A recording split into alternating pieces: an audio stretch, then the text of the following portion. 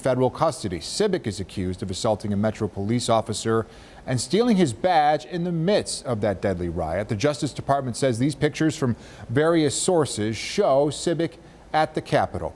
7 Eyewitness News reporter Ali Tui tells us more. In this 26-page memorandum in support of detention, federal prosecutors spell out why they believe 35-year-old Thomas Sibick of Amherst should be in federal custody over home confinement. And Chief U.S. District Court Judge Beryl Howell agreed. She overturned a Buffalo judge's home confinement ruling and ordered Sibick be detained in Washington, D.C. pending his trial. Sibick's charged with 3 felonies and 2 misdemeanors for his involvement in the assault of a Metro police officer during the riots at the U.S. Capitol on January 6th. The officer was dragged down Capitol stairs into a mob of rioters, tased, threatened, and beaten, and had to be hospitalized for his injuries. According to court documents, Sibick stole the officer's badge and radio.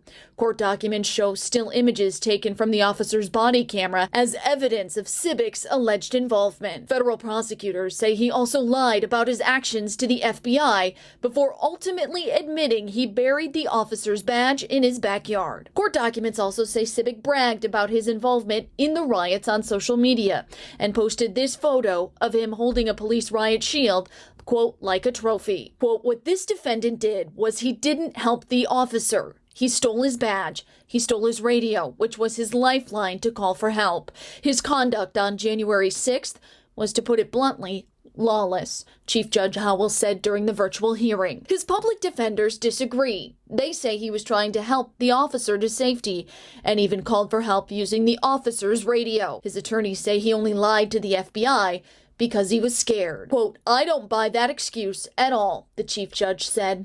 During Tuesday's virtual detention hearing, Chief Judge Howell said the evidence shows Sibick clearly participated in the riots, although he may be wishing he didn't now. Under federal law, there are 4 statutory factors a judge considers when determining detainment: the nature and circumstances of the offense, the evidence of the alleged crime, the defendant's history and characteristics, and their danger to the community. Chief Judge Howell said all of the factors weighed in favor of detention. Neither federal prosecutors or Sibick's attorneys were available for comment. If convicted, he faces 15 years in a federal prison. Ali Tui, 7 Eyewitness News.